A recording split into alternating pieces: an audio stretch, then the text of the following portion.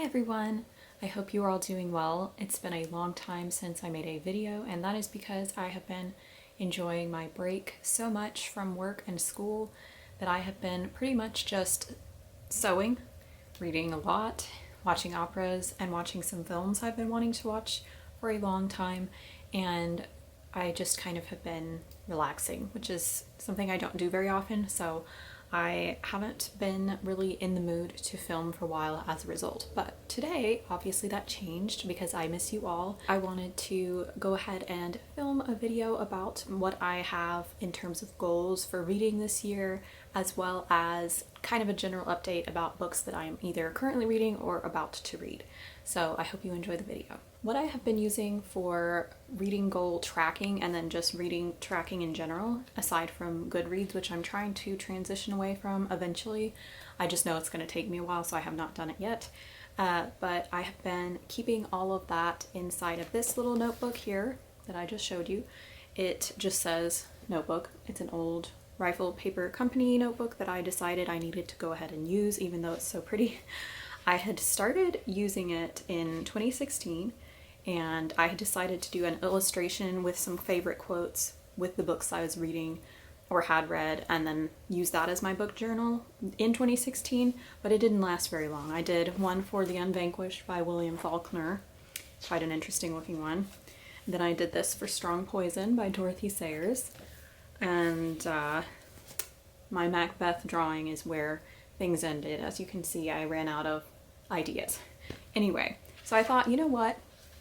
I'm going to start anew in a separate part of the notebook because I hate to waste it, and put my 2021 reading goals. Now, I will say as a disclaimer, my reading goals for this year are, they're goals, yes, but very loose in the sense that if it doesn't happen, I'm just not going to worry about it because things have been so stressful in the past year, not only in the world, but just in my life. And so I think it's better just to be a little bit chill about things. So on one page I have my reading goals that are more like general reading goals, and then on the other I have specific book goals, and these are referring to the books that I'm hoping to get to this year that I've had on my to read list for so long that I just want to go ahead and finish them. On my 2021 reading goals list, which is on this page here, hopefully you can sort of see, I would show you close up, but my handwriting, I've been told, is very difficult to read, so I don't think it would really help very much. And this is not fancy by any means, so there's not really much to see here. My first goal is to read 60 books, so 60 books for 2021.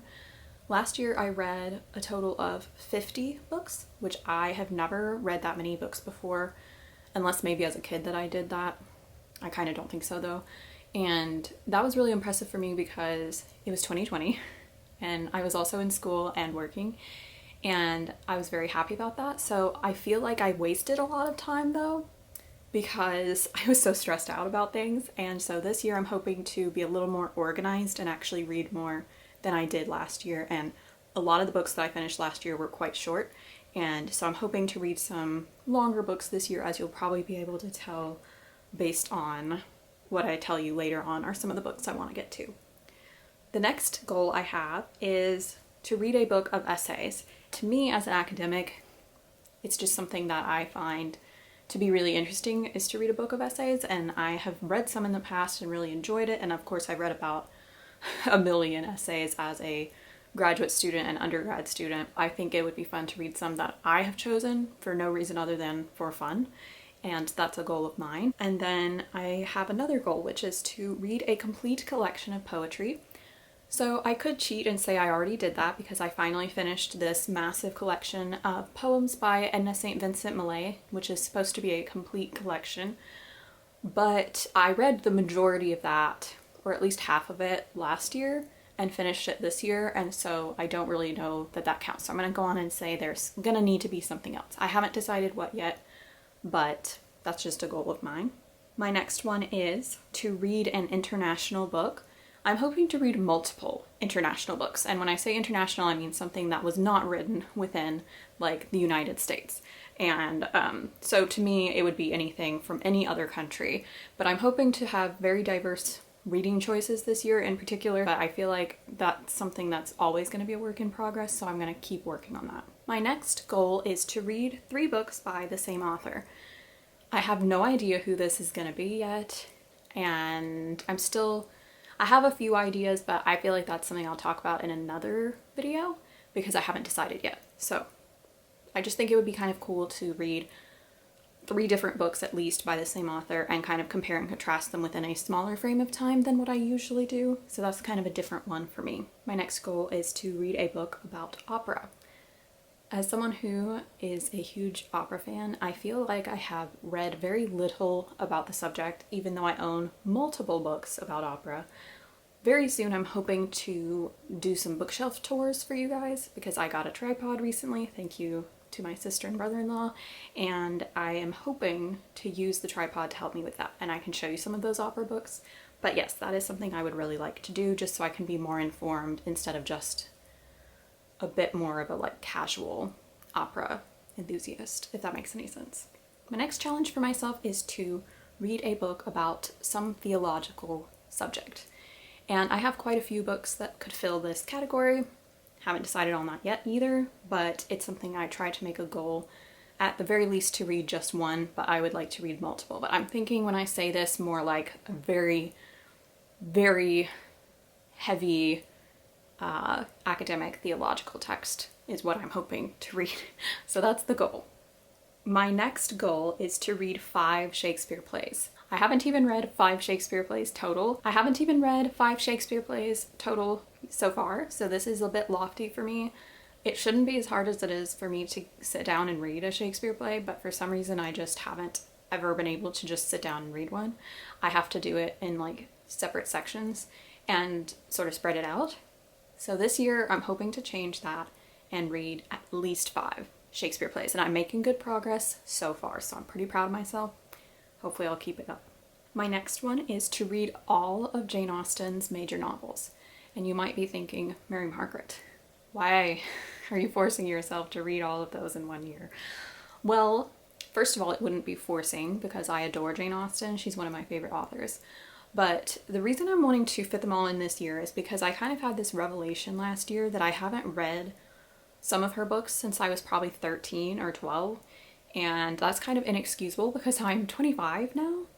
And I just don't want that to be the case, that I haven't, read them in that long. So we shall see. I am very excited. So far, I have no idea what I'm going to start with, but I'm very optimistic that I can achieve this because when I sit down and read her books, it's very hard for me to stop, and I think it'll be really fun. If anyone is interested in joining me with that or like buddy reading any Jane Austen books, let me know because I would be very happy to do that. And I'm always very enthusiastic about talking about Jane Austen. My next challenge is one I have said I was going to do for years in a row, and I never did. And this is to read at least a few books about King Arthur. Now, let me explain. So I have for several years said I'm going to make this the year of King Arthur because I know the legends of King Arthur are so influential and important, and I have a vague understanding of them, but I really don't know too much about the story of King Arthur. I would say it's more so knowledge from like Camelot, which is one of my favorite musicals, and like The Sword and the Stone, the Disney movie. And just saying that, it's kind of embarrassing and I feel like I really need to know, and I feel like it's also something that's very much my cup of tea, or would be. So it's kind of surprising to me that I've never actually invested the time into that. So my goal is to read at least 4 books that have to do with that. So first one I will show you is this one, which has a Camelot cover from a movie of the musical that I love. And this is called The Once and Future King. It is a collection, I believe, of several, if not 4, I think it's 4 different books by T.H. White. And this one is really cool. It has a little prayer inside of it, and it was, this book was actually given to an ordained priest. And it's just cool to see who owned this previously. I love older books. And I've been meaning to read this for at least 3 years, probably even more. And I've started it, and I think I made it about 132 pages or so in. I say 132 because that's where the book falls open. But I never finished it. This is something I want to read very, very soon. And I just love this edition. I love getting older books that have been kind of, you know, read before and are a little bit beaten up because I know somebody has loved them before me. And this one also smells amazing. I don't know why I keep telling you guys these books smell good, but books smell good. And the people who don't talk about it are just lying. I'm just saying. But I love this musical and anyway. So this is just a fun edition my dad bought for me and I really want to read this. So this would be one of the Arthur books. I have several other ones that I would like to read. You know, of course, Le Morte d'Arthur would be amazing. I also have Howard Pyle's, which is one of the more famous stories told of King Arthur as well. So hoping to get to these soon. If you have some suggestions about those, let me know. I just think it would be kind of fun to concentrate on a general theme. Okay, so what I would like to say before I move on to talk about some of the books I'm focusing on right now or in the very near future is something which I'm sure a lot of you, if you're familiar with my reading style, will be very happy to hear. And that is that my goal in 2021 is to focus on no more than 3 or 4 books at the same time. And this seems like a duh revelation to probably most people, that if you focus on a few books at once, you can finish them faster than if you read 20 books at once, which is normally what I do. And I knew this and I know it in my mind, but I just had a lot of trouble focusing on just a few books at once. But I am slowly but surely working my way towards that, to where I'm only reading 3 or 4 books at once. And so far I'm loving it. I'm making much better progress on my currently reading stack, and it's been wonderful. And I feel like I can focus so much better. And it's like, again, obvious statement there that this would be easier, but because of that, I am able to focus on some longer books without feeling like I forget what I'm actually reading. And when I say that, I mean like sometimes when you're reading a lot of books at once, you forget what you're in the middle of reading. And so I would just not read something after starting it for like months and months and then get back to it. So my goal now is to just focus on a few books at once, and hopefully this means I will have more regular reviews because I will actually be finishing books more quickly and all of that. So we'll see what happens. You guys can hold me accountable. So in January, I am actually in the process of buddy reading a book with my friend Julia from Shakespeare and Such, and I have it over here, so I will show you. Speaking of well-loved books, this is my copy of A Tree Grows in Brooklyn. We did a random pick from our TBRs of a historical fiction book that we wanted to read. And this is not technically historical fiction, but it kind of falls in that same kind of style that we both love. And we both have been meaning to read this for forever. So we're reading like around 2 chapters a day. We started last week, I think. And so I am on page, I still need to read my chapters today, 117. And there are almost 500 pages in this book.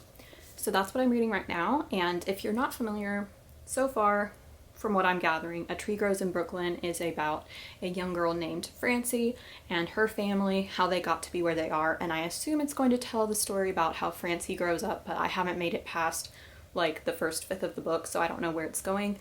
With books that are this like iconic, it's really difficult for me to go in knowing what to expect, and I also try my best not to know too much about it because I want to go in very much with a blank slate in terms of like how I'm going to perceive the book. But so far I am enjoying this a lot. It's just very heavy to read because it's very like depressing. So I'm glad we're reading it in very small chunks. So my goal is to be finished with this by the end of January, and Julia and I are working on doing that. So hopefully we will, and I'm making pretty good progress thus far. I have not fallen behind yet. We'll see. In the very near future, I am going to also be buddy reading with Kara from Wild Book Garden. We just finished buddy reading The House on the Strand by Daphne du Maurier. We're both just so happy to be finished with that book because we hated it. If you want to read my review, you can go click the link to my Goodreads in the down bar, like the description. Yeah. I don't know if I want to review it on my channel or not, just because I'm like, do I want to waste any more time on it? But it is kind of fun to vent about it. But anyway, so in this next few weeks or so, I think we're going to be buddy reading one of my favorite books, which is by one of my favorite authors of all time, Madame Will You Talk by Mary Stewart. And this is actually going to be my 3rd time reading this, and I read this first when I was 14, then I reread it when I was about 20, 21, so I feel like it's only fitting to read it almost 4 years later again and experience it with Kara so we can discuss it. It's the book that introduced me to Mary Stuart, and it's not my favorite of her books, but I always enjoy reading it, and it takes place in Avignon most of the time, in like France, and I love France from what I can tell. I've always found it very interesting, and so this will be fun. So with Mary Stuart books, the best thing to do is to go in with completely no idea what is happening or going to happen in the story. All I can say is it's about a young widow, and she gets involved in a very scary situation, and there are car chases and mysteries and a mysterious man and intrigue, and yeah, somehow it all falls together into a, I dropped my notebook, into a good ending. And yeah, these are all romantic suspense books, and they're from like the 1950s and 60s, so they're very like slightly retro, and I love like anything that takes place from like that period onwards, or even, I don't know, I like anything that takes place in like the 1920s through the 1960s or 70s. So I always have a blast reading these because I feel like I'm part of their world in that time period, and they're just such chic stories too, and it's in France or Greece or wherever the case may be. They're always really fun locations, so I'm really looking forward to jumping back into this book. The next book I am working on right now, or very soon, is actually The Silmarillion by J.R.R. Tolkien. If you are familiar with the Lord of the Rings trilogy, you will know the name J.R.R. Tolkien, or at least it will be familiar to you. I am actually going to be reading it along with the reading schedule provided by a person who I follow on Twitter. Her username is Tea with Tolkien. I'm going to put the link to her Twitter as well as to the Silmarillion Book Club into the description. If you're interested in reading along, you can join a discussion on Discord. So there's a reading schedule that goes with this, which is why I'm not overwhelmed and I'm not reading too many things at once, because it's going to be from January through May, I think. So it's like one chapter a week, which is very manageable. So even though it's very dense and probably more difficult to read than the Lord of the Rings trilogy, from what I understand, it is shorter and I can handle a chapter a week. So I'm very excited to be reading this soon, and I just love the Lord of the Rings, so I feel like I need to get to this very, very soon. If you have read the Silmarillion before, please let me know your thoughts in the comments, because I am very curious and I think it'll be very interesting. The next book that I'm focusing on is a part of a project that I have that I'm calling Saturdays and Sundays with Simone de Beauvoir. And I say that because I am trying my best to work through this. It is called The Second Sex, which you can't quite see because I still have a little sticker there from the person I purchased this from. So the little description is the classic manifesto of the liberated woman. So if you're not familiar, Simone de Beauvoir was part of the existentialist crowd in Paris primarily, and she was connected with Jean-Paul Sartre, but she also is very well known for this, which this is very much, it's very old-fashioned because it was written like in the 1920s, I think, but it does have some really important ideas, and as a feminist, I think it's important to read any of these sort of foundational texts on feminism, and so far I'm enjoying it. I haven't made it very far, but my goal on Saturdays and Sundays is to read just a few pages, and hopefully more than just a few most of the time, and if I don't finish this year, that's fine, but I would like to finish it eventually, so I feel like just chipping away at it is a good way to get through this, because it's very, very long. A very, very long book. And it's very interesting. You just have to make sure that you are in the right headspace to read it, because it's very academic with a lot of very lengthy terms to it, if that makes any sense. Speaking of very long books, I have two here, and you're probably going to think, Mary Margaret, wishful thinking. And you might be right, but I'm hoping I prove both you and myself wrong when I finish these books by the end of this year. So one of the things that I'm supposed to be buddy reading with Kara at some point in this year is a book that we are both incredibly intimidated by, and that is this, Les Miserables. And again, I've got a sticker because I like to buy my books used, so I get a lot of little barcodes. It's a lot of fun. This is one book that a lot of people tell me this is what you need to read abridged, like you need to read the abridged version. And while this may be very true, and I probably should do so, there's something in me that's like, no, I can't do it. I feel wrong somehow. Even if I don't want to read about the sewer system in Paris for 40 pages, I still feel like I need to read the unabridged version. And so that's what I have. That's what I believe Kara is planning to read as well, from what she told me last. And this should be interesting. I know it's going to be hard to read, but I think if we have the emotional support system, we are going to be able to do it. And so that's why buddy reading it is a good option. Interestingly, this is not one of my favorite musicals, even though I'm a musical theater fan. I have never, like, I do love some of the songs on it, which I know I'm speaking, like, I know I'm making a lot of people probably very upset that I don't love Les Miserables as much as they do. But there are some really fabulous pieces of music from it, but it's never been one I've listened to repeatedly. So I'm mainly reading this for the purpose of appreciating the piece of literature, but maybe it'll make me like the musical more. That's what I'm hoping. This copy used to belong to a library, so it's a paperback turned hardback, which is really good because it gives it a lot more stability in terms of it. I'm afraid it's gonna like crack if I keep reading it, but thankfully I feel like I've read some books pretty recently that have made me prepared to read this, because I just finished reading The Three Musketeers, which that's a whole nother conversation, but it is somewhat, I would say probably like half the length of this, maybe even less, but it has the same kind of, I feel like it has the same kind of writing style in some ways, and then it also has a lot of the French names and terms and stuff, so I feel like it was kind of like my preparation for Les Miserables. So we'll see what happens. I'm hoping to finish that this year, so that's one of the big old books I'm trying to read. The other huge book that I'm hoping to read, and I've made progress on, is this one. And this is War and Peace by Leo Tolstoy. I am absolutely fascinated by Russian history, particularly around this time period, as well as the culture. And so I have been wanting to read this for years, not just because it's one of those classics you should read, but also just because I find it really interesting. I have not read anything else by Leo Tolstoy before. I've read a few other Russian authors, but I have not read anything by him. So I made myself a reading schedule for this, and if I follow the reading schedule, I will be finished at the very latest by November. Now, this is a very hefty commitment. Okay, so I may have shifted things around again. I probably did. My camera cut off on me because I've been jabbering for so long, so that's not good. I don't know where I put my book. Where did I put, oh, here we go. I will try to wrap this up soon.